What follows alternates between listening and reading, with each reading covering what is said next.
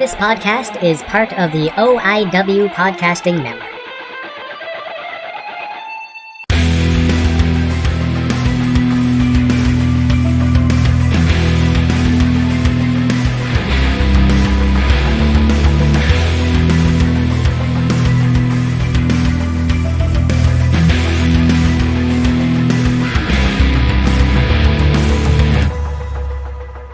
Hey guys, welcome back to Guilmy Talks. This is Guilmy again, and I'm just going to say, hey, how's everybody doing? I'm doing pretty good for today. This week's guest, I have the Queen of Horror, Sabrina Kyle, on the show. It was a great time talking to Sabrina about wrestling, learning about Twitch, social media, mental health, and also wrestling, because it's fun.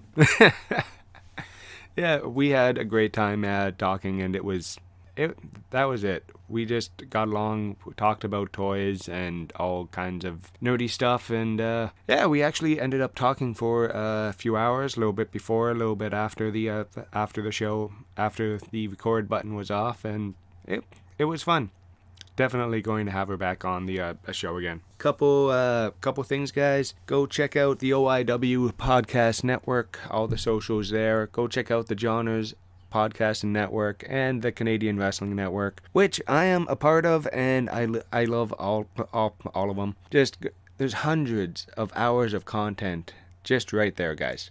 And it is, if you like podcasting, go check those guys out, because that's the majority of stuff I'm listening to right now. I'm not really listening to the big guys or the big names or the Joe Rogan and Chris Jericho's right now. I'm listening to the little guys because I find their shows are really, really fun. And a couple things for you guys. Go check out batsinthebelfryart.com. If you have anybody who loves artwork, it is the perfect gift for that person, because this style is bright, colorful, made to order. She's taking commissions right now, so go check that out. If you need any graphic design work, use my guy Rob Day59. He is fantastic, amazing.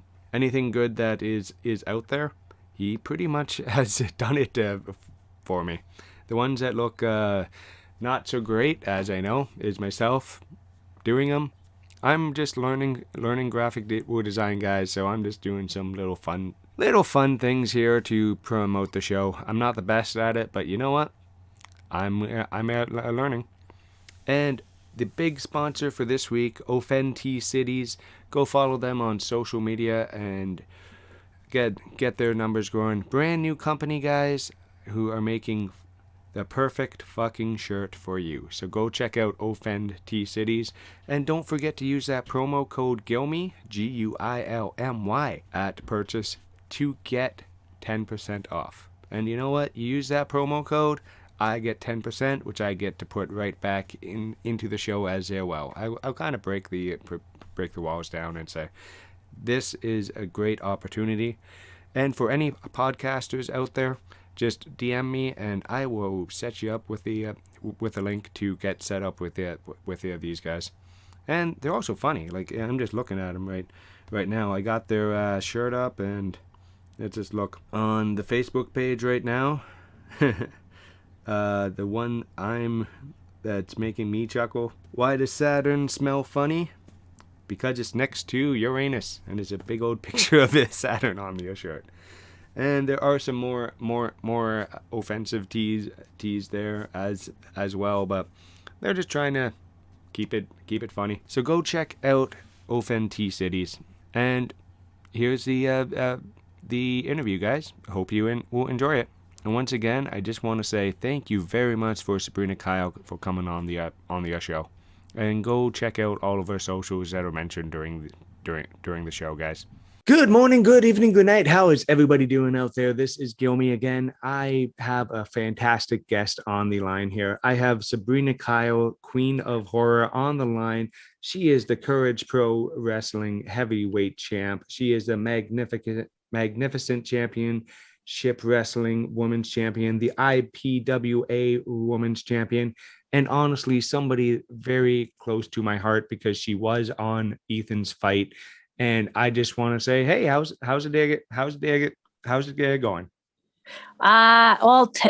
today was rough because I'm homeschooling a 6-year-old, but how was your day? My day was pretty good. It was Friday for me, so of course I'm drinking, as my guests know. And I'm pretty good. Had an okay day. Came home, hung out with the wife and their kids, and yeah, everything's all right. Tomorrow I get to take my dog to the vet, so that'll be an adventure because I have a husky and she doesn't listen and she's kind of a pain, but love her to death. But yeah, I have that's a husky shepherd, so I get yeah. it. She's a husky lab, looks more like a lab, all husky Yeah. personality. Yeah. Does the Same with Eva. talking, does the everything, and it's like, will you just shut up for 2 minutes? What are you talking about over there? And reason I've brought you on the show is because I've been wanting to talk to you for the longest time. My co-host says nothing but good things or about you, and he's kind of kicking my ass, going, "Why aren't you asking more people to be on your show, Justin?" Because I'm shy. That's it. And my first question: where did you actually train? I um, so I started training in late 2005. So I was 15 when I started training. Oh wow. And I trained at Living Legends Wrestling Academy, which was ran by Ricky Stardust and Ernie the Executioner Moore. So that's my primary where I trained. I trained under Reggie Marley and Dave Linton. I don't know if a lot of people, well, a lot of people around here probably remember Dave Linton, but I'm sure a lot of people know who Reggie Marley is. So that's where I started out, and I was with them for quite a while. I've done some additional training, like I train at HPW now with Rip Impact.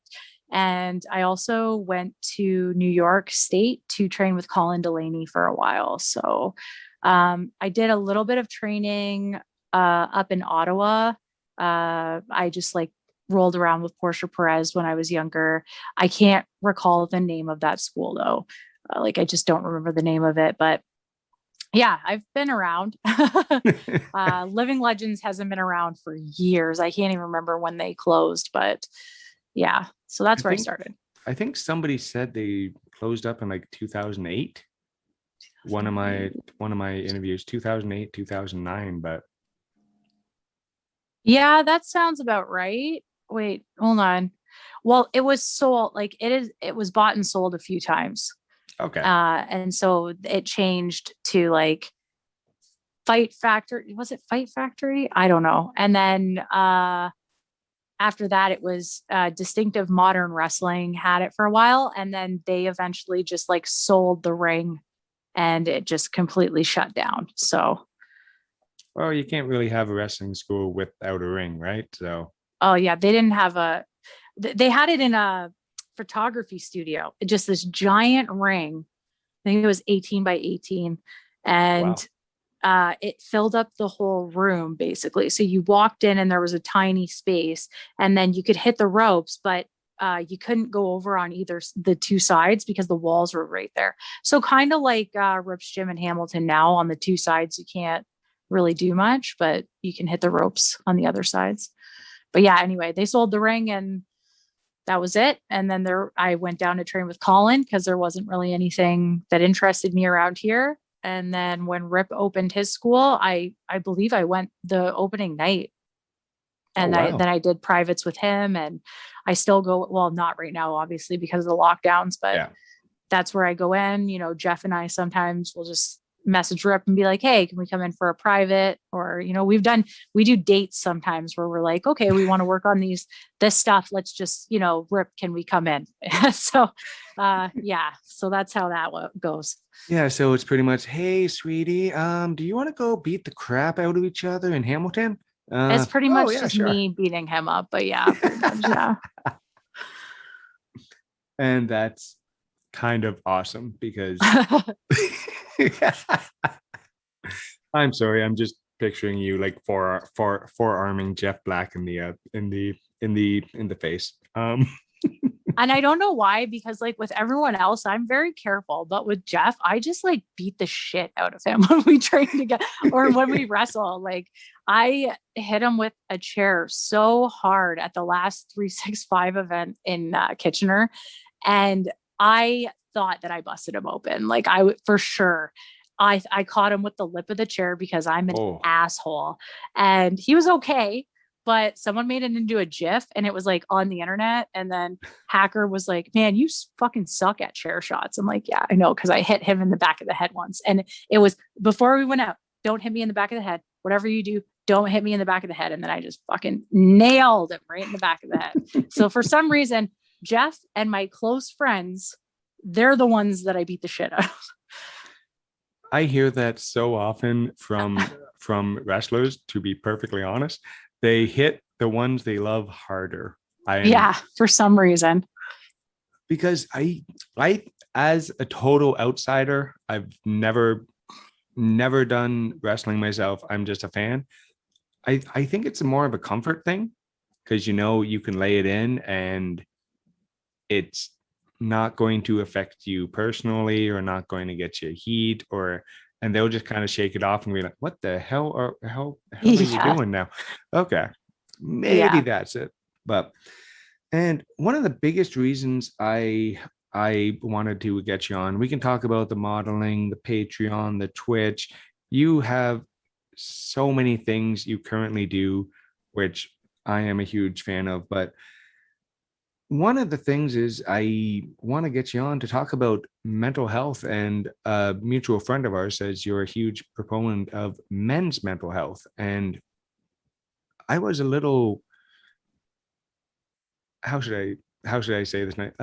I'll be blunt. I was a little shocked because I've never heard any female talk about men's mental health ever, because there's a huge stigma to it. And growing up, I was always told, hey, just shake it off.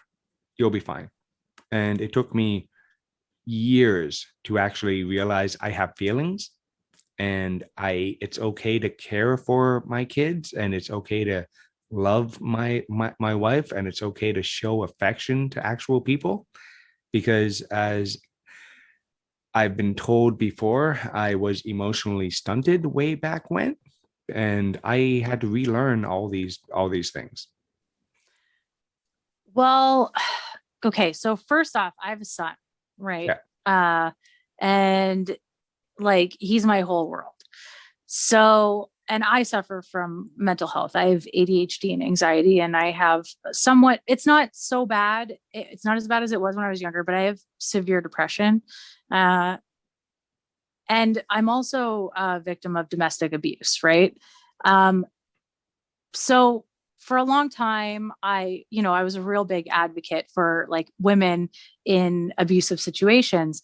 And then I started hearing from some of my male friends, oh, this happened to me, but like I couldn't talk about it, or this happened to me. And like, I'll be honest, almost all of my friends are men, right? I've been involved in wrestling since I was 15 years old.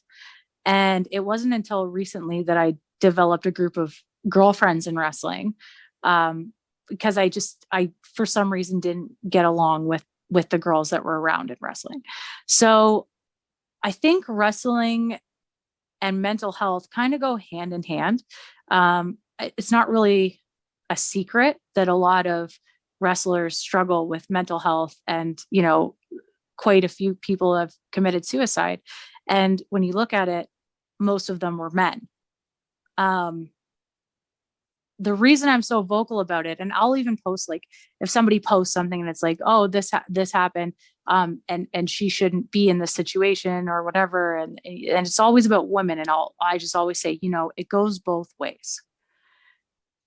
I can go somewhere and say to any of my friends, male or female, this is how I'm feeling, and I can cry, and people don't look at it as a weakness. But if, say Jeff or I'm not saying that he feels that way, but any guy goes to their group of friends and start crying, well, yeah, sure, there's some friend groups that would support them, especially now that it's, more common and people talk about it on the internet, but there's groups that would just make fun of them and like, you know, and make them feel worse. So I think that men being able to talk about their feelings and, you know, if they've been in an abusive relationship, to be able to talk about that freely, that they were abused by a woman, there's nothing wrong with that. It goes both ways. And I don't want my son growing up and feeling like he can't go to someone and say, you know, I'm very upset and I feel like harming myself, or this happened and it made me feel this way. It's really important that little boys as well as little girls are taught to, you know, talk about their feelings instead of holding things in and not crying because it's not manly if you cry. Like, that's bullshit. Like, why? You know, like, and my son cries a lot about a lot of things. I never say to him like, hey, why are you, like, don't cry, you know, you're not supposed to cry. But I do still hear people that I know talk to their sons that way. And to me, it's like everybody has the same feelings, right? We all feel the same. And, you know, I'm sorry that you were brought up that way, where it was like, you just, you know, but majority of men, especially your age or my age, we're not that far apart in age, but, like, they were brought up to be quiet. Like, you know, my father didn't show, if my father would have been, oh my gosh, I just figured it out. I think 78 this year. But he didn't show affection like to my brother, or, you know, like at all. My brother's quite a bit older than me. I believe he just turned 53. And with me, he was very affectionate, but that's because men could show women affection, right? So and then it goes back to the way you're being raised and, you know, mental health, and, you know, who knows, he might have had issues. He would have never talked about it. We didn't even know he had cancer because he didn't want to talk about the fact that he didn't feel well, because a lot of men are taught to not talk about anything, right? Because it's a sign of weakness. So sorry if I got a little bit off topic there. It's something I feel very strongly about, because there's a lot of men in my life that I love very much. I have a brother who has a lot of issues. We talked a little bit before we came on about that. And, you know, he should be allowed to express those feelings without feeling weak, but unfortunately he doesn't. And that breaks my heart that so many men go through that. And especially right now with this pandemic, everybody being stuck in the house. So men and women need to seek help and be able to talk and express how they're feeling. Just myself, about, I think it was 13 months ago now, maybe 12, I had my first panic attack. Oh, that's awful. I had a total breakdown at work, and it was one of those things because I was just taking way too much on. I was being responsible for my own, plus working full time as an essential worker, and I just broke one day. And the guys I was working with, thank God, they realized what was going on, because some of these alpha male types gave a shit about me. And they're like, something's up. What the hell is going on? Because I was shaking, crying, the whole thing. And I'm just trying to push through work. And they're like, stop, go sit down. We'll take a minute, come back in 5. And I'm talking, these are straight white dudes in their middle-aged white dudes trying to figure out why another straight white dude is having a panic attack. And I had no idea what was going on. Like, my heart rate went through the roof. I was having trouble breathing. And one of the young guys in the shop actually pulled me aside and said, hey, get out of here. Go home. Take a sick day. This is what it looks like. Go figure your shit out. Come back tomorrow. So he helped me to the office, and this dude is like 15, 17 years younger than I am. And he stood up for me, and he brought me to HR and said, hey, I don't know what's going on, but he needs to go home now. And he took me home, and my wife took care of me. We figured out what was going on because I can talk to her about anything. And she is my rock. She is my life. And we figured it out. It was me wearing a mask a proper medical mask for the first time. And then I found out I had major issues with it. And it was because I had multiple surgeries on my ears and it was setting me off. And we figured out, hey, if I wear a gaiter or if I wear this, or because I've spent money on gaiters with proper medical filters in them. So people just think that, oh, he's just wearing a slide on thing. No, there's 4 layers of protection with a proper mask in it. And I can tie it, I can tie it off above the ears. And I tied it off at the base of my neck, and I tied it off in the back of my head above the ears. Good to go. And I built up a resistance. I got used to wearing masks over a period of 6 months, sitting in my house wearing it for 2 minutes, 5 minutes, 10 minutes, working up so I can wear proper medical masks at work, because these gaiters are not cheap. Yeah. But that's what I wore to get through it. And I think it was just a combination of everything. I was trying to take way too much on, because I try to take care of everybody. Yeah. And that's a personality trait I have. I'm working on it. Well, it's scary when something like that happens for the first time, right? Like I've had a few panic attacks. Luckily I've usually had people around. I have a lot of like anxiety. So like, a lot of guys will say before they go out to the ring, they get like anxious or like, and that it never goes away. Like that never go like it never goes away. Like hackers talked about it. It never goes away. But I have anxiety when I get to a venue because like my social circle is not huge, right? Like I have like one person I'll talk to in one group, and it's not like a secret that there's different groups in wrestling. So when I go into a show and I know there's going to be all these people there and some people that I might not know, I get anxious because I have a little bit of that social anxiety going into a situation like that. I love going to shows. I love talking to people. I love seeing my friends, but it's that little bit of just not knowing being in a group if I'm going to say something. And I feel like that honestly all the time, like that, I've said something wrong at a show, or, maybe I have offended someone, or because I'm very blunt. And so even though I'm anxious, I still go out of my way to talk to everybody. Right.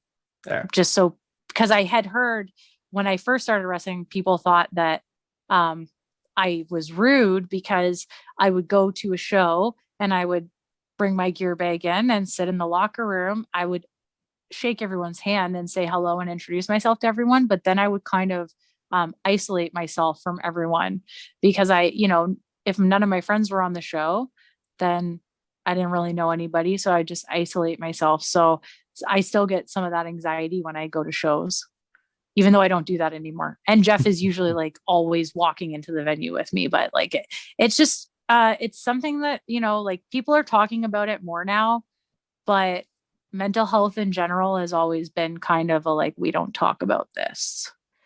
And like, honestly, when I've never talked about like when I was growing up or anything like that. Like I've kind of kept those two things separate, but like, and I actually told, I've known Hacker for 16 years and he didn't even know this. And I mentioned it last time I saw him and his wife.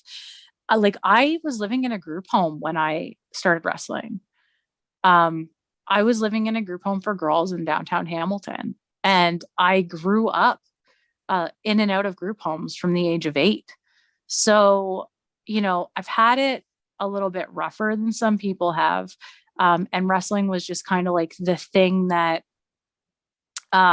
like I could focus on. So like I would be at this group home with some girls who had a lot of issues, and I would leave this group home, get on a bus, get off that bus, wait for another bus. So I'd take 2 buses. It usually took me about 2 hours to get up to the training school because I was downtown Hamilton. This place was like all the way up almost near Binbrook.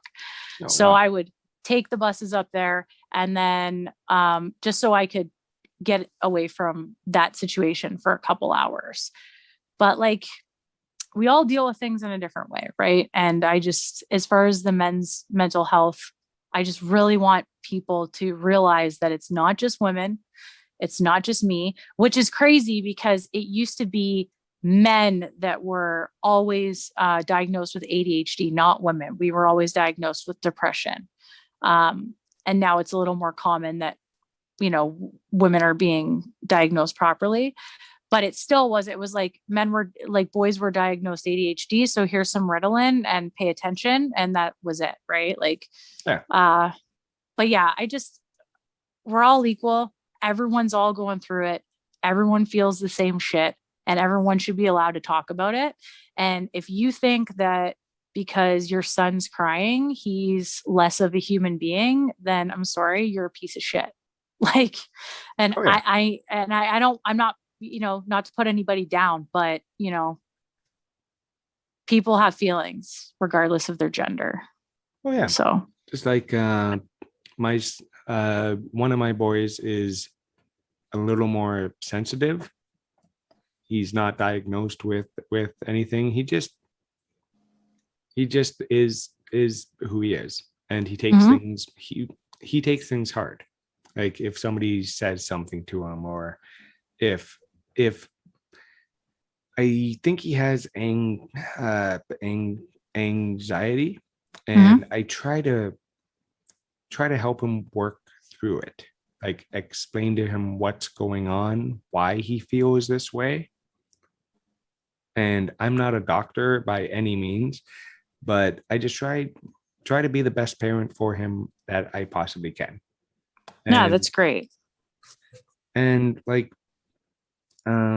there's been, when I take my boys to wrestling shows, we're always in the back because that's where they're more comfortable. They love watching wrestling. My girls too, but we're always in the back because they have trouble staying seated for 3 hours. Like any kid has trouble sitting down for 3 hours.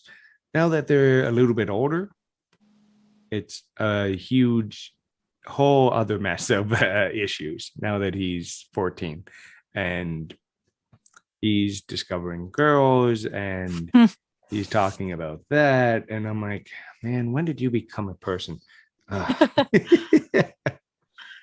It just, they're getting older, and being a parent, you have to adjust and be there.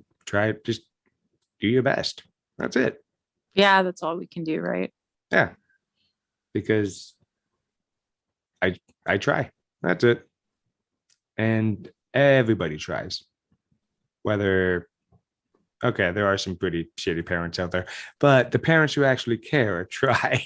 Yeah, the parents who say, man, I don't think I'm a good parent. Like, no, those are the good parents, because those are the parents that are realizing, hey, like maybe I did something wrong. Maybe I need to fix what I've done. Like, Yeah, like everybody's going through it. Everybody's trying their best.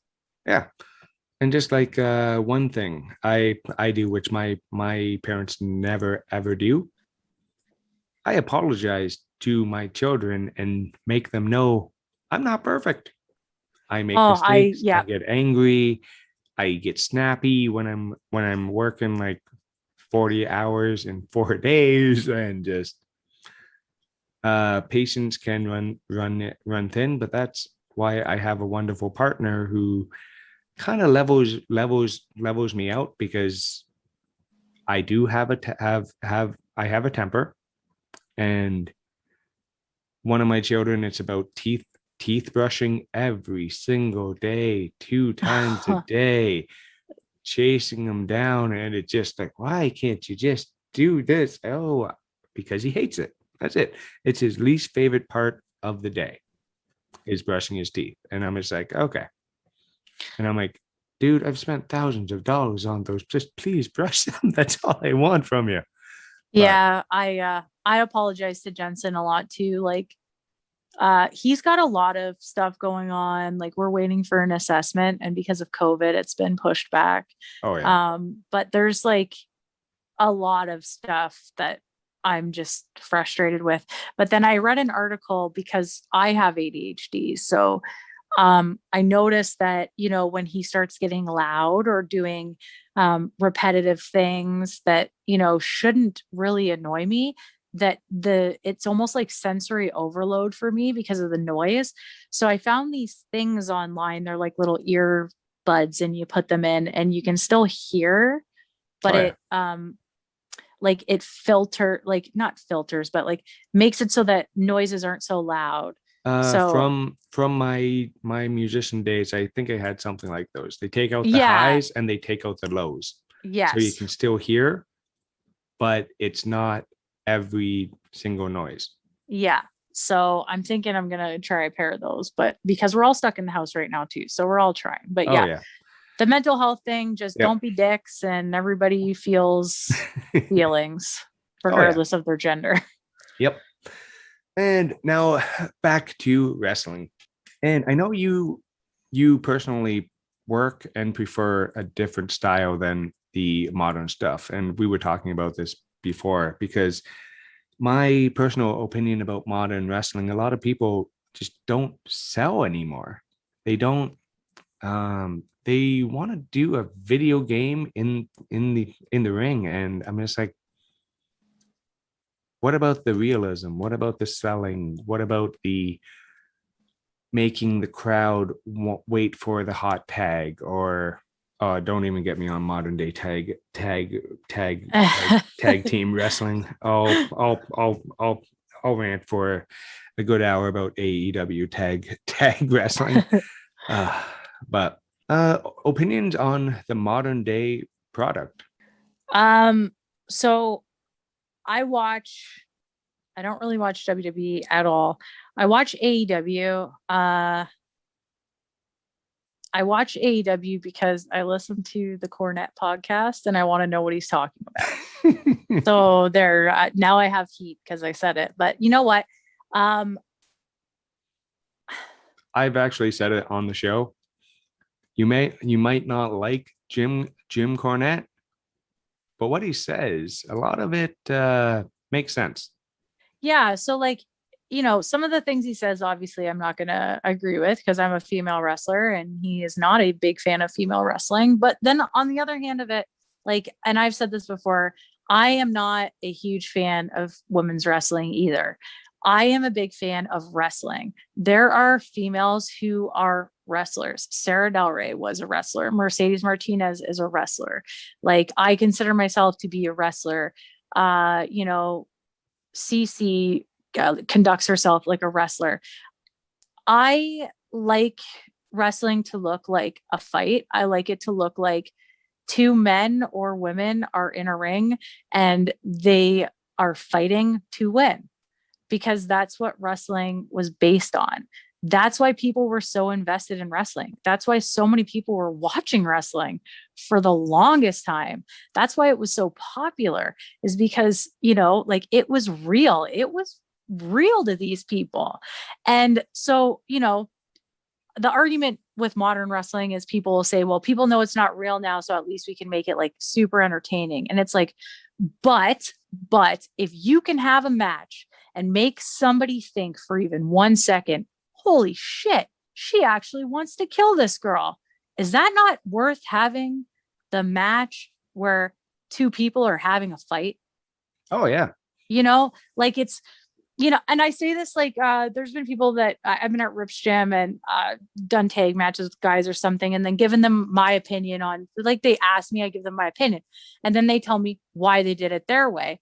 And I always say to people, like, there's a place for every type of wrestling, right? Like there's a place for it. Just because I don't personally like lucha style wrestling doesn't mean that there's something wrong with lucha wrestling. I just don't personally like it. So I'm just giving you another take from like the type of wrestling I like. So take it or, don't take it.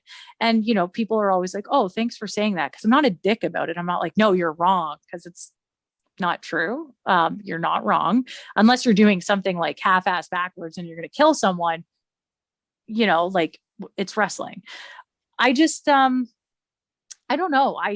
I like the storytelling. My favorite shows are fair shows because the fans have no idea like who any of the wrestlers are. They have no idea like spots, like you do an international or whatever. They don't know what that is. They're not smart fans. You can work an elbow drop for 10 minutes. And then when you hit that elbow drop, you could use that as a finish and the place would go nuts 90% of the time. I just feel like less is more.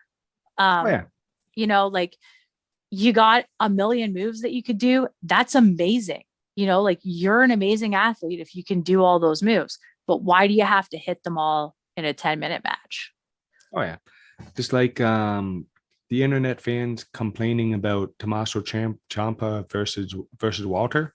Oh, the match ended with a chop from Walter, the biggest dude in NXT, and has the most legit chops in wrestling right now. And if Walter was to hit me with a chop, I would fall down and not breathe for 10 minutes. Yeah, it's just there's no realism. Like it's not, and like my dad used to always say, I liked wrestling when it was real.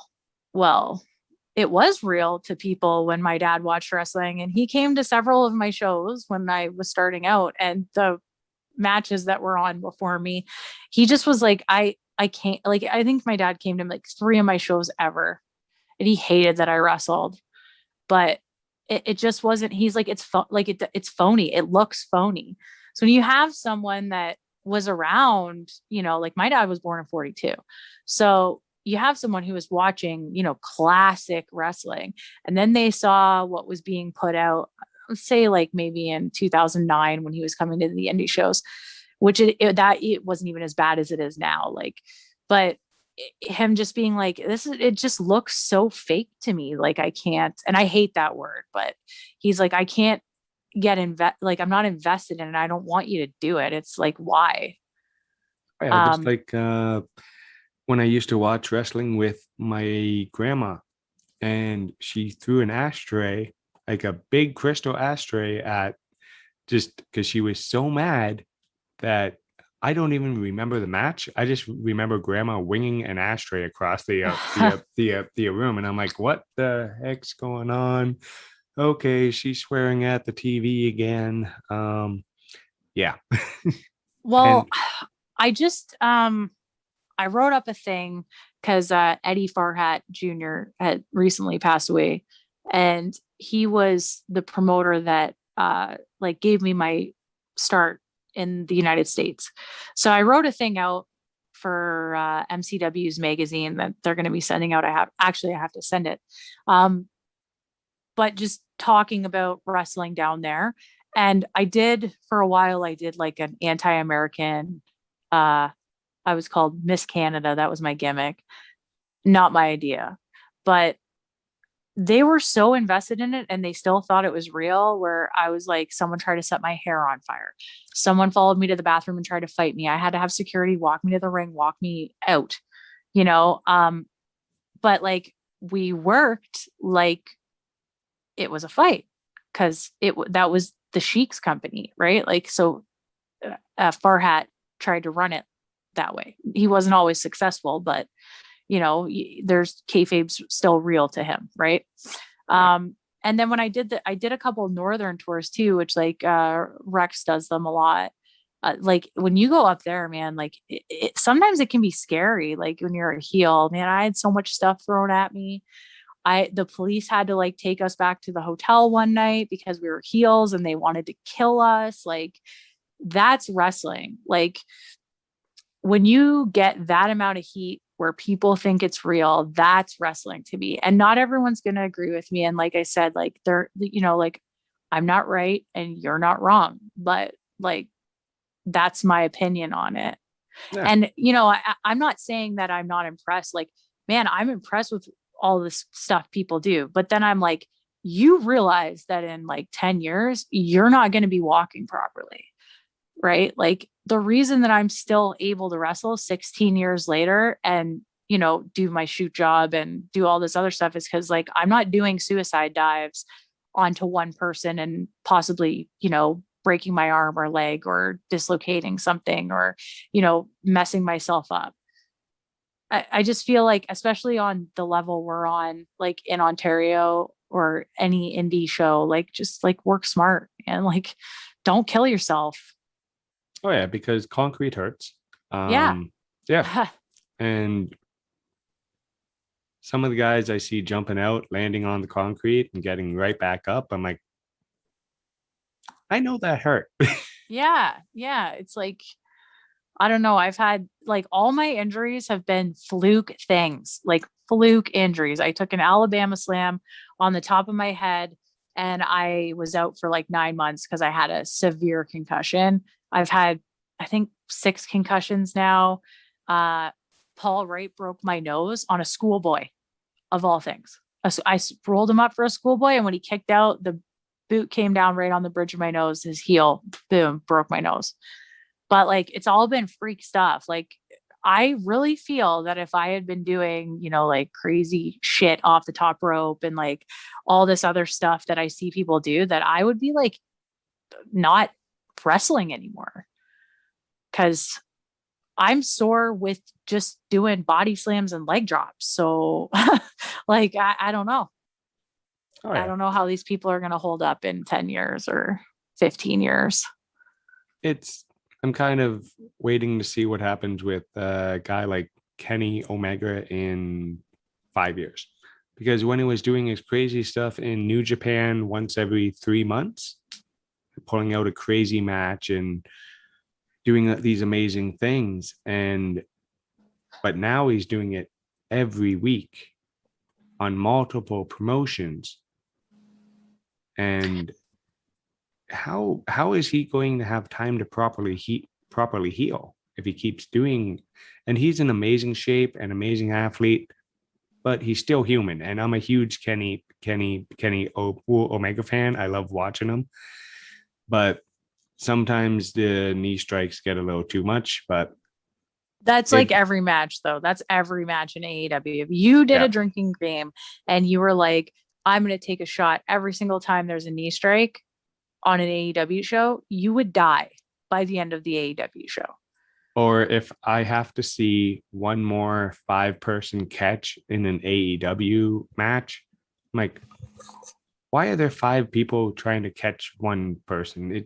To me, it just does not make sense. But I'm 40 years old and I like what I like. And if I want to go back and watch Attitude Era matches, I can do that. Yeah, we were watching Smoky Mountain last week. Like, on Wednesday we were watching Smoky Mountain. And Smoky Mountain is it's so much fun to just watch. It is. Yeah, and they're all on YouTube. Like, there's a channel and they're all on there. So just that's like, what I was watching at the gym doing cardio, just watching Smoky Mountain Wrestling. Oh yeah, just like my co-host Tom is a huge fan of NWA and NXT UK. One, because they're 1-hour shows, and as parents, I don't know about you, I don't have no 3 hours to sit down and watch anything. No, I record stuff. Oh yeah. Like, I won't lie, I record AEW and I honestly fast forward through most of it. And that's fine, because if I see Ray Phoenix in another tag team match, I cannot, and he is super talented. It's just, I can't watch him in a tag team match because he doesn't hold a tag rope. He doesn't wait for a tag. He doesn't, I don't understand his.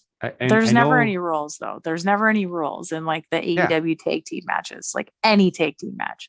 Right. And it's just, I don't understand it. And speaking of my co-host, he actually sent a little question in there for you. How do you stay relevant in a purely social media environment versus actual fan interaction? You're still the most talked about female wrestler in on Ontario, despite being no wrestling except I think NSW had a few shows when they could, but Yeah, we did some tapings. We did some live shows in the summer outside, and then we did some MCW tapings as well. I think it's just like I've been around for a long time. I'm the only girl in Ontario that's been around for 16 years, that hasn't moved away or, like stopped wrestling. Like majority of the girls that were around when I started are no longer wrestling. With the exception of like Cherry Bomb, who's Allie in AEW. And I think Caitlin Diamond was still wrestling a little bit before COVID started. But other than those two, I can't really think of anyone else who was wrestling when I started. Well, I know who was wrestling: Misty Haven, Fox, like all, but none of them wrestle anymore. So I think that's part of the reason why, I come up.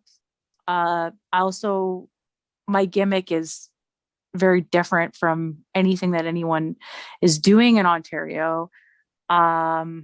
I don't know. It surprises me that I come up like because I'm not on social media all the time. I'm not putting my name out there all the time and being like, hey, come see me, do, like I'm great,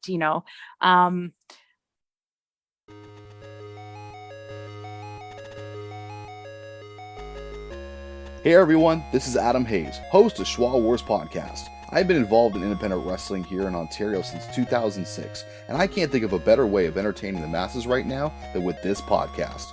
We don't only cover pro wrestling, but we cover everything pop culture, as well as a variety of fun and unique show concepts that make us different from the rest. We dispute, debate, discuss everything with a variety of guests as we rank, review, and rave about all things pop culture from the past and the present. So if you got a spare minute, or several, why not check us out today by going to anchor.fm/Shwa Wars podcast. That's anchor.fm/Shwa, SHWA, Wars podcast. You can also find us on Facebook at facebook.com/Shwa Wars. So don't wait and check us out today. Lately though, I feel like, especially with the newer group of girls that are coming in, like I've kind of become like I've reached out to them. I actually did a photo shoot with a few of them in the fall. We did like a Halloween which was shoot. awesome. Just saying. Thanks. So I have like a little group chat where it's like, if you have any questions, if you need any help with anything, like just message me when COVID ends and if you want to get in the ring and roll around or whatever, let me know and maybe we can set something up somewhere. So I've kind of taken on that, like, not leadership role, but kind of like, I just say I'm like a wrestling mom now. Cause it's like, like I know what it's like to be new. And well, it's hard to remember, but I know what it's like to be new in the business. And when I started in the business, I hadn't even like kissed a boy yet. Like, so, it's intimidating, and I can be in person very intimidating, and which goes back to my social anxiety and how awkward I am. Sometimes I come off that way. So letting these girls know, hey, like if you have any questions, if you need any help with anything, like I'm here. So maybe that's why what keeps me kind of relevant. Also, I did start training really hard with Rip Impact in like, when was it, like 2017, and I got in really good in-ring shape. I started doing a whole bunch of different moves, submissions. I did some seminars with Joey Legend. Jeff has really helped me with, my personality in ring and just like being able to talk and come out of my shell a lot. so there was for a while there in 2018, I was wrestling like 3 times every weekend, and I hadn't been for a long time. But I feel like because I went away and I wasn't trying to get booked, I wasn't on all these shows. When someone goes away, it makes you want to see them more, right? Yeah. So I feel like that's why there was like that boom. And then I was like on a roll, and then COVID hit.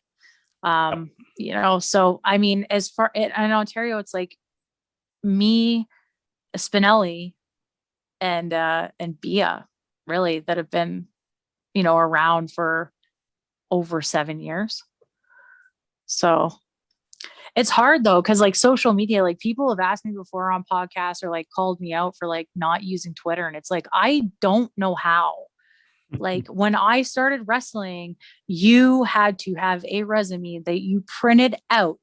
I went to the library and I printed them out, the public library. Yep. Printed them out, got my 8x10s, had to make a VHS or a DVD with your matches, and you had to mail that shit to a promoter. It was by fluke that I met Eddie Farhat Jr. at a show in Hamilton, got his card, and started working in the States. That was a total fluke. Oh, yeah. But, it's not like now that like people have it so easy now, where it's like they're in your face. You got like 20,000 followers. Oh, we'll book you. We don't care what you look like in ring. We'll book you because we want people to come to our show. So it's not the same as it was, I guess, is what I'm saying. And like as far as social media, like I try, but whatever. Oh, yeah. Just like I've had a Twitter account for a long time from the podcast. I had at the beginning of this year, I had 16 followers, and I've been figuring Twitter out. That's been my little project this year. Now I'm up to about 300 followers, and compared to my other platforms, that's pretty small still, but I'm enjoying Twitter because it just, you put something out there, you say what you're thinking, and that's it. Like I do daily funnies on the shows and just random memes and this and that, the other thing. But I'm using Twitter as my 6 a.m. Hey guys, this is how I'm feeling. Go get the day. And some people respond, and apparently it's helping some people. So I'm just going to keep on doing it because people are like, hey, I love seeing your weird 6 a.m. posts that there's spelling errors or this because it's pre-coffee. And yeah. I just I don't focus like, well, even Instagram, like I post on Instagram more than I post on anything else. But that's more so to like try and promote like my Patreon or whatever else I'm doing. Or if I'm on a show, I always promote it on Instagram and Facebook. But it's just not, I don't know. And it's hard for me because I have a certain look, and sometimes people stumble but like by chance onto my Instagram. Like I did an interview with a guy from Ireland, and that was the horror. He really liked the horror thing. And then he watched some of my matches and he was like, oh man, like this is really, like I'd like to interview you. But it's hard when you don't have like a ton of people promoting you all the time either on social media. So when you say like people talk about me, it's like, oh, well, like, honestly, I really don't know how. like I put, like I said, I post my stuff on Patreon, and I just started doing the Twitch thing, which like no one ever watches it except for like Lenny, but I just do it because it's like whatever, people are doing it. But I don't have the time or the patience to figure that stuff out. And even if I did, it's like, I don't want to just sit here and post about myself all day. Like, because like I've heard somebody say doing the podcast is like the most egotistical thing you can possibly do, because you're just talking and you expect people to listen to you talk.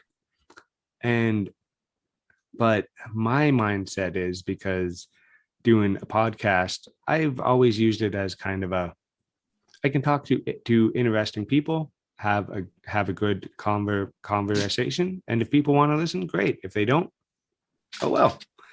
I never I never take the comments seriously or personally, because I do this for fun and to talk to interesting people like yourself.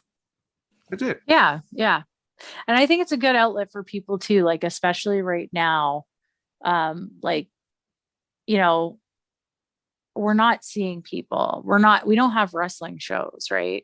I know a lot of wrestlers are struggling. Like, it was hard for me in the beginning because it's been, well, last year, like 15 years of wrestling, right? So that's half my life. And I did it every weekend. And if I wasn't wrestling on a show, I was at a show, or I was with my friends who wrestle, or, like doing stuff involving wrestling. Um, but with this time off, I've been like, I'm in a metal band. I did some recording. Like, we've almost finished recording our album because That is so cool. there's no wrestling, right? But as a former musician, are you singing? Are you playing? What are you doing? So it's very heavy. I didn't realize how heavy it was going to be when I was asked to be in it. It's my buddy Chris wrote all the music and the lyrics and everything. He was in a very heavy metal band for like 15 years, and he was the bassist. And then he had all this music and he was like, I want to do these songs. And they were like, nah, we don't really want a girl involved. So he was like, well, I'm going to do it. So we started going into a recording studio. And so I do vocals. He does the screaming and growling, because I don't do that. And then I don't even know how to describe it. So like, when I'm not doing stuff with him, I sing a lot of stuff like all that jazz stuff from Les Mis, like older music. I'm not like a heavy metal vocalist at all. So it's really different. Like, the sound is really different because it's like super heavy and then me. But yeah, so wait, how do we get into this? Oh my gosh, see? This is the thing. And I'm just gonna quote one thing. The lead singer of Disturbed had to learn how to growl and do the metal stuff because he was an operatic singer who joined a metal band. People don't get that about the Disturbed guy. That's how the Sound of Silence sounds so beautiful, because he has like a 5-octave range because he's an opera singer. And just so different. Yeah. So then he just wanted me to come in and do the vocals, which I'll openly admit, like, I've done karaoke, I've done vocal competitions, but it's not my music. I've never written a song in my life. I've never sang with something that I didn't already know the song. So I went in and he sent me the music and I listened to it and I figured out where I was going to put my lyrics. And then when we went into the studio, and it was exactly where he wanted them anyway, so which was good. And then when we started working on the second song, because we ended up doing 2 songs in one day, because he did everything. Like, my friend Chris did the bass, guitar, and drums, and the growling and screaming vocals. So he did all of that on top of writing all the music and the lyrics. So they played the second song we were going to do. There were no vocals in it yet, but then I was like, oh, well, I could sing it like this here. And the guy who's like producing it for us was like, see, I told you you'd be fine. Like, it's because I've never done it before. I was already doubting myself. Like, oh, I listen to music all the time. I can't figure out where I would put something, like, why? And he's like, but if you're already inclined to know how to sing a certain way, and like, music enough that you've done like competitions and where to, like, you're supposed to sing in a song, right? He's like, you'd be good at it. And he's like, and you're good at it. And honestly, I think it took like 3.5 hours for me to record all the vocals for 2 songs. that I had never like recorded vocals or done anything like that before. Like some of the songs, like I sang it exactly how he wanted it sung the first time I did it, without even knowing that I was doing it. And he was like, my buddy Chris was like, I have like goosebumps that you like knew exactly what I wanted. And I was like, I think it's just because I was listening to the music and, you know, but so yeah, so that's what I've been doing. But I feel like, you know, some wrestlers are really struggling because they don't have anything other than wrestling. Oh yeah, So because wrestlers are very creative people. They are. Every single wrestler I have interviewed, talked to, they're very artistic people. They just do it in a medium that's also physical and telling a story and figuring all that out. It just creative people kind of attract other creative people, and that's in music, wrestling, art, anything. It just I think it's just a natural thing because yeah. yeah. See, Jeff's like his creative outlet is 100% wrestling. Like that is his, but like you can see it when you watch him work. That is, you know, it's like when he's going to be like, why'd you say that? That's so lame. But it's like when he's wrestling, when he's in the ring, it's like he's producing art. Oh Like yeah. he's, you know, And that's but why yeah, he's probably one of my favorites. but yeah, I mean, like people who don't have stuff going on, I feel bad for them. I mean, it sucks that we can't wrestle. I want to wrestle really badly. And, you know, I've been doing it longer than most people. So it was a big change for me, but it's also been, you know, now I'm kind of over it, but it was kind of nice having that, like, oh, I don't have to wake up at 7 a.m. and make sure that everything's ready for a Sunday morning show. Or because I'm usually with Jeff usually does, and a lot of people don't know this either, but like when you go to like a 365 show, all the lights, the sound, the smoke, that's all Jeff. Like that's his stuff. Like it's in my garage. Yeah. So like, and it's not just that show. Like there's a lot of shows that he does, you know, he rents his equipment out and he's there at sometimes 8 a.m. setting up for these shows. Yeah. And even working with Jeff one time, I've only the charity show, and he made my little charity show look 10 times better, just bringing his stuff there. We had an entry curtain, we had lights, we couldn't use smoke because it was a school and would have set off sprinklers, so we didn't do that. But he had the music, he had everything, and I'm very thankful that he came, because he made it look so much better. And a lot of the young guys still use promo pics coming out of the curtain that my photographer friend was taking, and because he made them look good. All the younger guys for the Battle Royal still use a lot of those photos from that show. I don't think I saw any of the photos from that show except for like one fan photo. Go to my Facebook page. There's just go through the pics. There's a lot.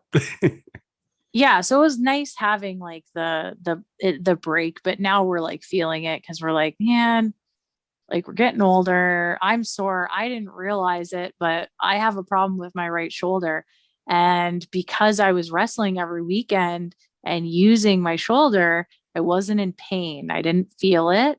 And then once I had 2 months without bumping or doing anything, I started feeling this pain in my shoulder. I'm actually going for an MRI on Sunday. I don't think it's anything too serious, but I just want to make sure. But it was because we haven't been wrestling. So it's, you know, my body's like, okay, well, you've been messed up for a while and you just didn't realize it. So, and then after doing the NSW pay-per-view, like, oh my gosh, Jeff almost couldn't walk. Because it's been so long. Sorry, that just tickles me. I don't know why. And I did get another question sent in.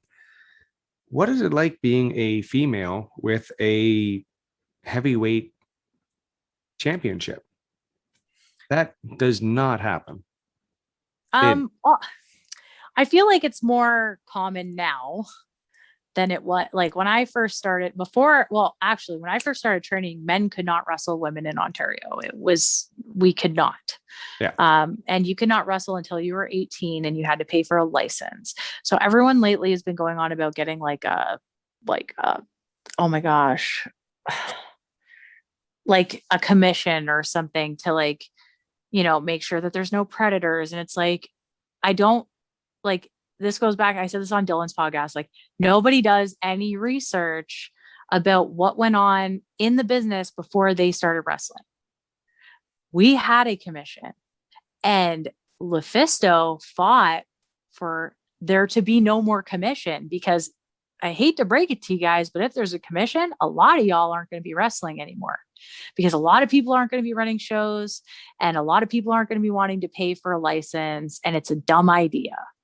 So, us stepping forward and policing and being like, hey, you did this, maybe you shouldn't wrestle. Cool. But like having like people look over it, like it's anyway.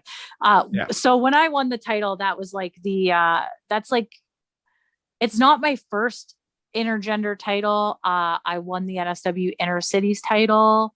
That was a really big deal to me because Steve really gave me like my big push. Like, I got to wrestle Sarah Del Rey when I was working for Steve, and like I was supposed to be in a match for the women's title, and then NSW stopped running.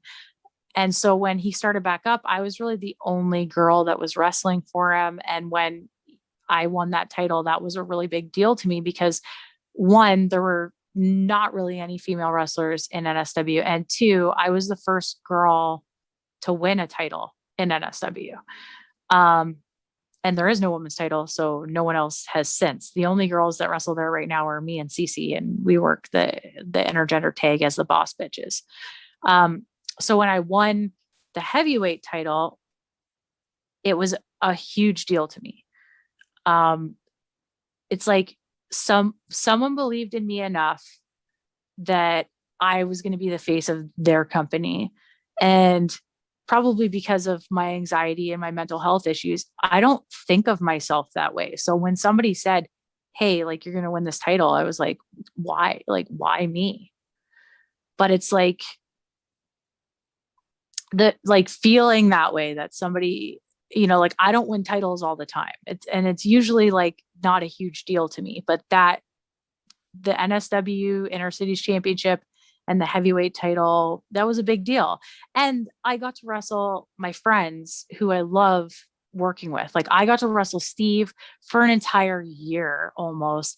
I got to work with Hacker, who I hadn't worked with a ton in the past. I think I only had one match with him. I still have only had a couple matches with him, but he's one of the best wrestlers in Ontario, I believe.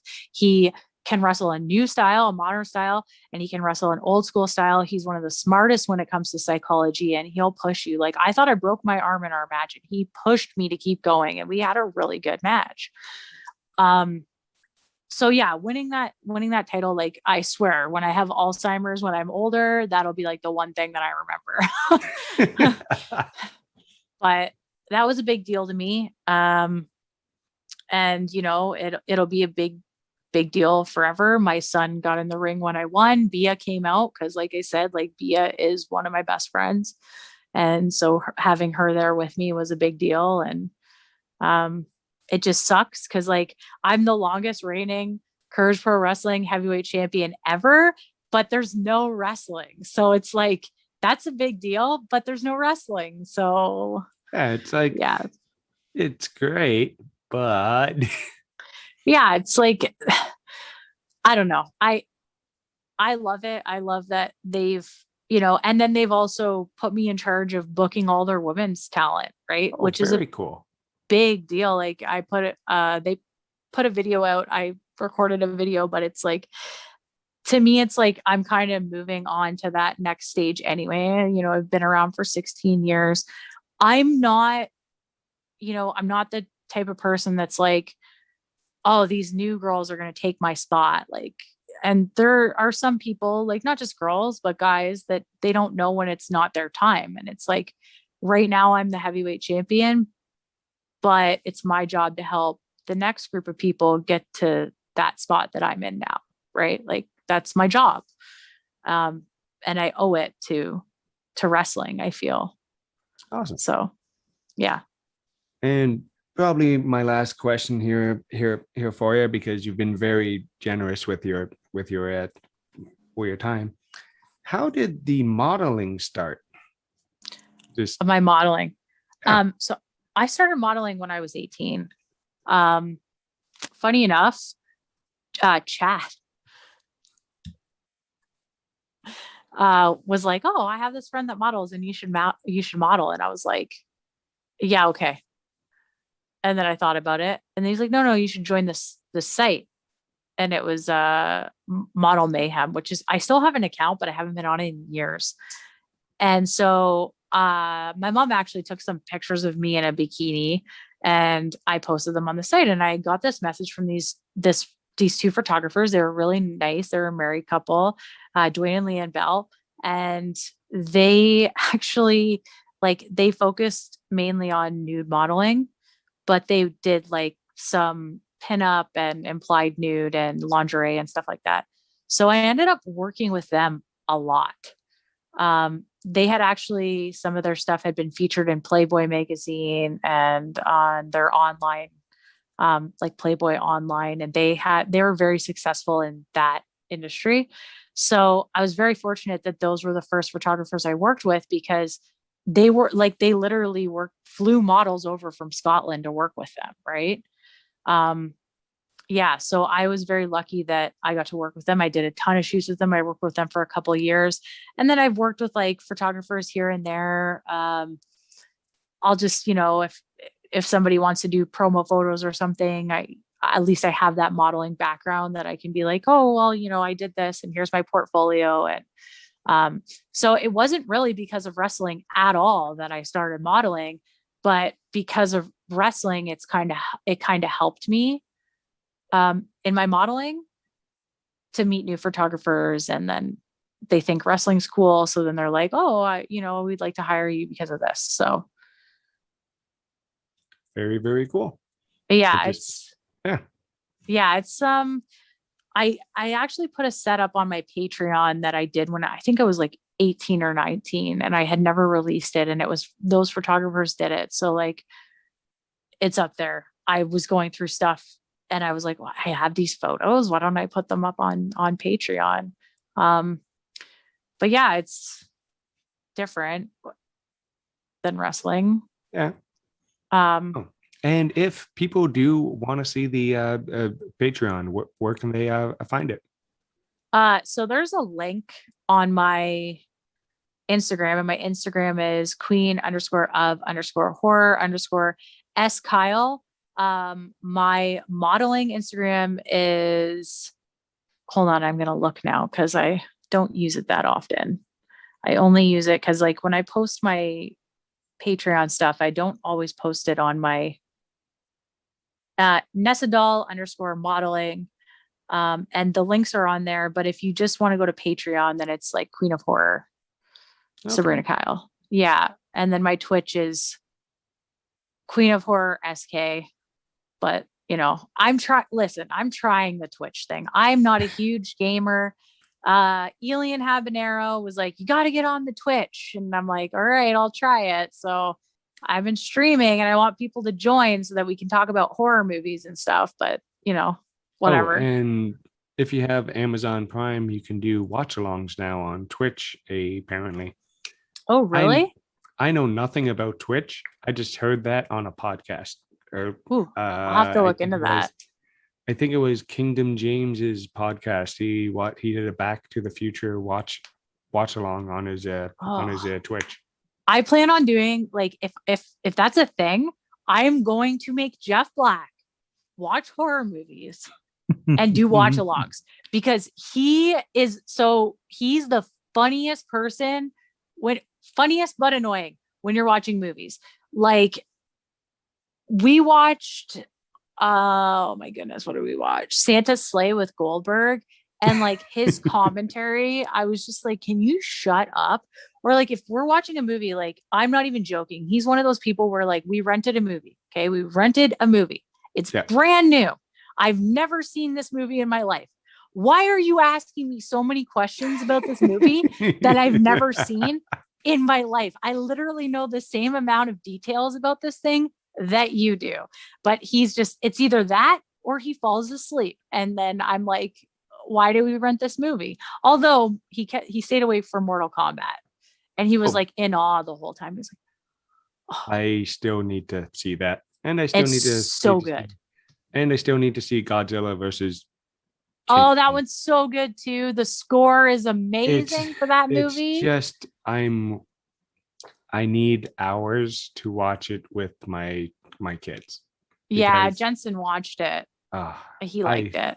It's like it because I grew up watching Godzilla. I would go to Blockbuster or the neighborhood video store and just rent the old 60s Godzilla movies and just watch them over and over until my dad would walk in and go, please stop.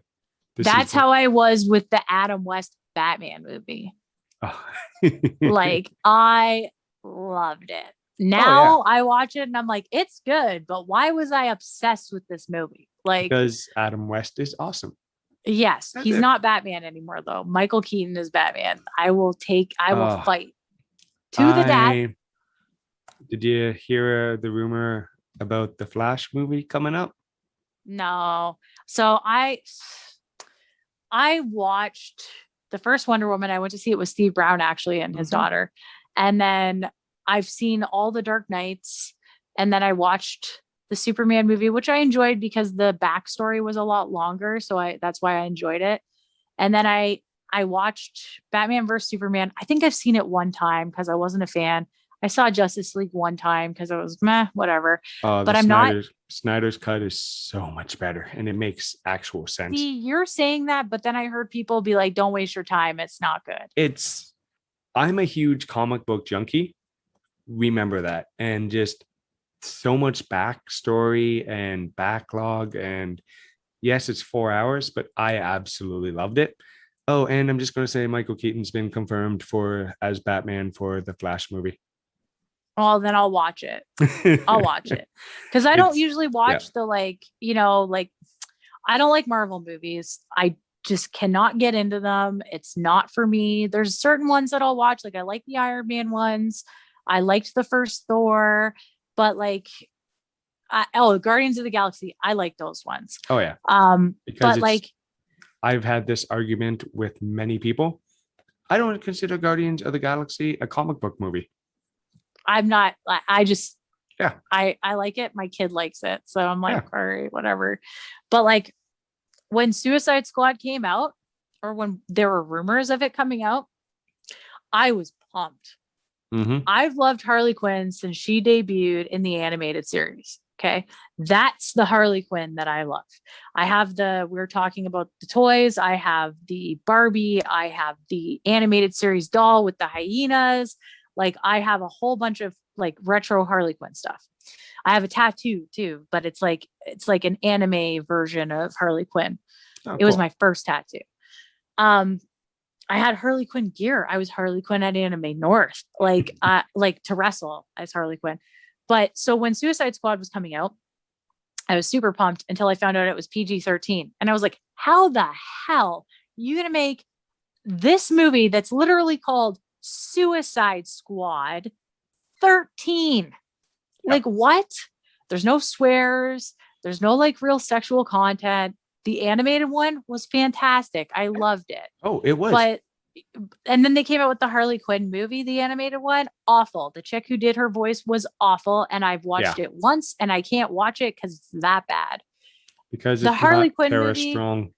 Yeah. The Harley Quinn movie that they did, The Birds of Prey, I liked it. Yeah. It was a good enough movie, but I was like, man, if you're going to do a Harley Quinn movie, why wouldn't you do a Harley and Ivy movie? Why would you do Birds of Prey? Why?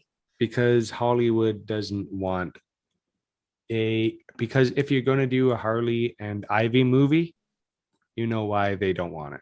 Oh, yeah, I guess. Yeah. But it's like, man, that would have been good. Like, it was good. I like that there was swearing. I like that the new Suicide Squad is obviously going to be rated R because Oh I yeah, watched the because trailer. the DC animated one, how are the DC animated movies so good and the live action ones are so bad? Okay, some of them are okay, but you have these amazing scripts that very few people have seen, which you can literally make into a live action movie, and you have an amazing film. Yeah. It just, No, I don't know. no, it's too easy, Oh, I yeah. guess. But like, and it sucks for me because like I'm such a huge Batman fan, but like people give me heat for this all the time, but like Batman and Robin, like I love that movie. I have a giant Batman and Robin picture on my front door that Steve Brown has wanted for like since I got it. Like when he comes over, he's like eyeing it up. I'm like, don't look at that shit. Like that movie is a guilty pleasure. Like it is a good enough movie. And I like it now even more because it's so colorful that my kid loves it. Yeah. Like I tried to watch Batman Returns with him because that one's like my favorite. I tried to watch that one with him, but because it's so dark, he was like not into it. Also, the penguin scared him. Yeah. Sidetrack. I just bought the NECA, like the big penguin. Oh yeah. For $50. It's going for $299 US on eBay without the package. I bought it without the package. I was like, "Are you sure?" And the dude's like, "Oh yeah, I just want it gone." I was like, "I'm coming right now to pick it up." Oh yeah. But like those movies were awesome. But I also love Tim Burton. My whole bedroom is Tim Burton. Beetlejuice is my favorite movie of all time. Like I love that movie. But you know, Michael Keaton, and it's not a secret, like he's my number one celebrity crush. I'll always love Michael Keaton. Any movie he's in, even if it's just him staring at a friggin' wall, I'll watch it. I actually really liked Michael Keaton as the Vulture. I think he played that very, movie. Very well. Yeah, he did. I actually really enjoyed that Spider-Man movie, and I do not like Spider-Man.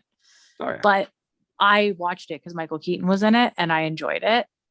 But yeah, anything he's in. Have you ever seen Pacific Heights with him? Yeah. It's a thriller. I just bought it. I was looking for it everywhere. I found it at Sunrise Records. They wanted $39 for it. I was like, no. I went to The Beat Goes On. Guy goes, "Oh yeah, we have one in the system. I'll order it for you. $5." Yeah. I was like, yeah, I'll just pay you now and pick it up when it comes in. That was like the happiest day I've had in the past year, was when I found out that I was going to be able to watch Pacific Heights, because I haven't seen it since I rented it at Family Video 5 years ago. You know what I did about a month ago before the lockdown happened? We have a jumbo video in London. No way. Yep. We went and rented movies. Oh, that's awesome. When I lived in Fonthill, we had a Family Video, and I would go every Friday. I would go rent movies. And then they went out of business, and I was like, well, this sucks. Oh yeah. I brought one of the lockdowns up. I brought the kids a while ago, and it's like, and it's not like a little, it's huge. It's they have popcorn. You remember. Oh yeah. They currently don't have the popcorn. Well, yeah, currently, yeah. That's awesome. No. They have bags which you can buy, and I did, and it's salty staleness, which you remember, and it has that video store smell. Oh, did you see that guy that turned his basement into a Blockbuster? No. he literally turned his basement into a Blockbuster. I was like, I don't know that I go that far. That's pretty cool. But I saw some dude did his whole basement into the Bat Cave, and it was like sick. Wow. He had like a movie screen done up and everything. Like that's it. Oh, it's so cool. I was like, man, I wish I just had unlimited money. But yeah. Oh, I can pay rent. Cool. That's nice. That's what I was like explaining to my kid today. He dropped a tablet. I'm like, that tablet is like almost worth as much as we pay rent for this house. Like, and he's like, what? Okay. Like, oh my God, don't drop. My kids are finally catching on to that they're figuring out I'm not rich. Yeah. Jensen, he's pretty good. Like we were at Oh yeah. the video game store the one day and he wanted this game and it was like really expensive and it was used. I was like, buddy, that one's like really expensive. It was the Toy Story game. And he's like, that's okay, mom. I know that you're not working right now. So can we get this one? And it was only like $5. And I was like, yeah, buddy. Like, but Jeff ended Yeah. up going back and buying him the more expensive game because Oh, I of told course. Jeff what happened. And he was like, oh, okay. And then like he's too big for his bike. And Jeff was like, he doesn't know how to balance on his bike yet. I ordered him a scooter so he can learn how to balance. I'm like, whatever, man. Like you show him how to ride it because I can't. But that's cool. I'm gonna have to check out that Jumbo video like when COVID's goes away. And it is what you remember. It is like they have action figures, toys, nerdy shirts. It is. I just love walking around that place. Yeah. Like, me and the wife just have been doing date nights there because we can't really go anywhere. Yeah, you can't go anywhere. So we're locking ourselves upstairs, watching old movies. Like I rented Short Circuit. Okay. I have that on VHS. My mom's got the VHS set up in her bedroom and Awesome. walls of my VHSs from when I was a kid. Last time I Yep. went over to her house, I was like, is this a shrine to me? Like, she's like, no, Jensen likes them. I was like, some of these VHSs are worth a lot of money. Don't ever get rid of those. I Disney. have the Don't original. ever I toss have the Disney 3 ones. of the original Little Mermaid with the castle. And I just bought a photo, like the plaque photos of the original cover. It's an original plaque from when the movie came out before they Amazing. recalled the covers. I found out that people are selling these things for like $2,000. Yeah. I was like, I bought it for $3. Oh yeah, like myself, somebody offered me a very nice price for my Funkos. Like we had about 300 plus, go verging on 400. I'm a collector. And you buy, you trade, you upgrade. Any collector knows how this works. So, and somebody offered me a nice price, and I'm like, that's rent for a few months. We should probably take this. And it was one of those things where I'm like, me and the wife talked to you about it, and it's like, what if we keep these ones? Nope. Whole set, or we're not doing the deal. I'm like, we got to do the deal, and financially helped us out a lot. And we're sitting. Catherine's working very light hours right now, and it helped out a lot because I'm full time. I'm doing my thing, but we are a two adult working household, and she's only doing one of the two jobs because she has 2 part-time gigs, which she balances, and being a mom, and the one job she has, so she can. It's more of a social outlet for her than anything else, but she had to give it up because they're not open. So yeah. Well, they could come in handy. Like Jeff's Hasbro collection he started with 2, and it's ridiculous. We got 3 shelves behind me, 2 over there, and then we have 2 shelves over here that have a ton of Hasbros on them, the WWF ones, though, like the older ones, and some of them are worth a lot of money, the ones he has. And then he has all the like Masters of the Universe crossover with WWE. He has all of them, and then he's got 2 of the rings, the one ring that came with who did it come with, like John Cena and Triple H, I think. And then the other one's just the ring. His Power Ranger collection is like out of control. Like I was the collector. When we started dating, I had the toys. He came into my apartment and my whole living room, my dad used to walk in and go, it looks like I have a son. My whole living room was Batman, right? Yep. Batman, everything. And you go into my bedroom, I have an original 1995 Comforter Power Rangers on my bed with the Megazord and then all the logos on the bottom. And then, you go into another room like here, it's like the living room is wrestling, Power Rangers, some of my horror figures. You go upstairs, the bathroom is all vintage Marilyn Monroe, Betty Page. You go into the bedroom, it's literally all Tim Burton. like I have like a friggin' Beetlejuice shrine around my television set. And then you walk down this hallway and it's all DC. Then I have my Slipknot, Rob Zombie, my metal stuff. I still have tons of photos I have to put up. I have like, I just bought an original, it's Who Framed Roger Rabbit poster from when the movie came out, and it's Jessica Rabbit. And then I have Jessica Rabbit and Roger Rabbit. They're like, their faces drawn, and they're signed by the original actors, like the voice actors. And then I have a Hollywood from Cool World giant like movie poster that I love, but I have to get a frame for it. I just kept putting it up with tacks before. And then I got a ton of Disney stuff. Like we're all over the place, mostly me. Oh, yeah. But Jeff's collection, his wrestling collection is like, it's not super big, but the stuff he has is rare. Oh yeah. So and like I helped him get a lot of it back because he did sell a lot of stuff before, and then I was like, hell no, but I was like bad because we go to toy shows, like sometimes me, him, Steve's girlfriend, we do like double dates to toy shows on the weekends, right? And it would be bad because he'd see this toy, and I'm not the person to go, no, you shouldn't buy that. But he spoiled me this year for Christmas because he got me, I think it was NECA that made it. It's a set, and it's all the Cenobites. Oh, wow. And there's chains hanging from the ceiling, and there's other, the thing that spins that has all the faces on it. It's in there, and they're all set up, and then Pinhead's in the front holding the box, the lament configuration. And when I opened it, he's like, I only got you one thing because it was like, it's a big gift. And when I opened it, I was like, oh my God.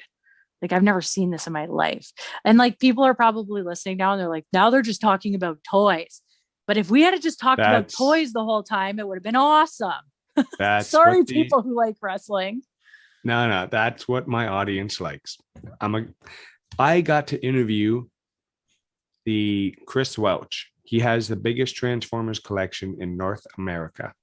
There's only one other person on the world who has a bigger collection than he does. And that is because this guy worked at Diaclone and has had every single Transformer from day one in his amazing collection. And I would love to interview that guy, but he doesn't speak English. So, yeah. That makes sense. Yeah. Well, if people are listening and they live in Hamilton and they're into toys, you guys should check out Cool Stuff. So there's a little thing. Jeff's a great guy, does a lot for the community. Like he's amazing. He does foster parenting. He's adopted a bunch of kids. He does charity events for McMaster every year.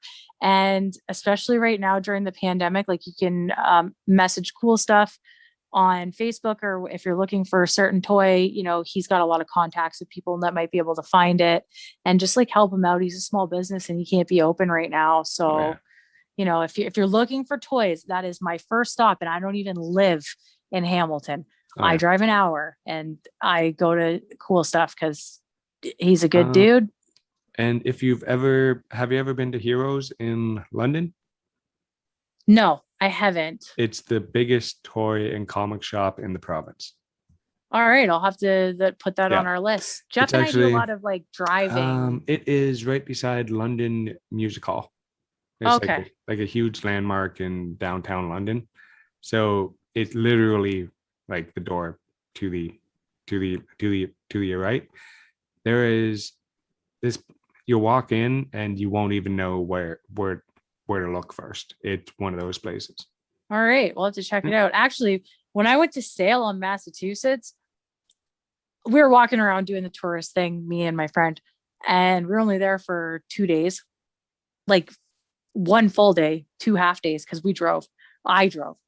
And we're walking, and it's almost like I have a radar or something, because I was like, I turned and there was this giant ass comic book shop in the middle of the cobblestone streets in Salem, Mass. And it's really cool there. Like, this is the last thing I'll say, but Obviously, if you like horror and you like comics and you like toys and stuff, then you know who Elvira is. Yep. Right? You know who Elvira is. And if you know who Elvira is, chances are you like her and you've watched her movie. Well, her movie was set in a place like Salem. So if you ever go to Salem, they actually play music from that movie when you're walking around, because they've kind of taken on the identity of that town in that movie. And like they sell her books. They sell, like, I bought my Elvira Funko. I bought that in Salem. And like, I could have bought something that said, "Hey, I went to Salem." And I'm like, nope, buying this Elvira Funko, because sure, I could have bought it at Hot Topic here for $15.99, but that came from Salem. And I'll always know that came from Salem. So just a little very cool tidbit. So yeah. Okay. And once again, I just want to say thank you very, very much for the time. I normally do the Guilmy Talks 10, but we've been talking a while. Yeah. No problem. Thank you for having me on. It was great chatting with you, and hopefully we see each other at an event sometime soon. Yeah, I got to make it to at Hamilton again at some point, or Kitchener, or anywhere. Man, I'm at every 365 show, like everyone. Yep. So, and if I'm not working, then we could always sit and talk toys or whatever. And yeah, because I can talk about anything with anybody. There you go. That's why I have the show. Once again, thank you very, very, very much for the time. No problem. Hey guys, told you that was a fantastic interview. I absolutely loved talking to Sabrina. It was really, really fun, and hopefully I get her back on the show down the road. Go follow her on all of her socials, because we did discuss social media on the show, which is fun. But last couple things, guys, go check out batsinthebelfryart.com for any commissions you need or want, or just go check out her art, because I think it's phenomenal. Any graphic design work, go check out RobDay59, and also go check out his show Heat from the Streets. It drops Wednesday on iHeartRadio. I know that for sure. And Offend T Cities, guys, go check those guys out. Use the promo code Guilmy, GUILMY, for 10% off any purchase there. Loving their shirts, loving being a associated with those guys, and some of their t-shirt design. They're just funny stuff, guys. Go check it out. And the call for action this week: go follow all the socials, guys. Offend T Cities. Go follow Guilmy Talks, Guilmy on Twitter, or Guilmy Talks on Instagram. Go follow those for updates on the shows, and also your daily funnies, because I'm a memeaholic and I like to post those like crazy. So go check those out, and I will talk to you guys later. Bye, guys.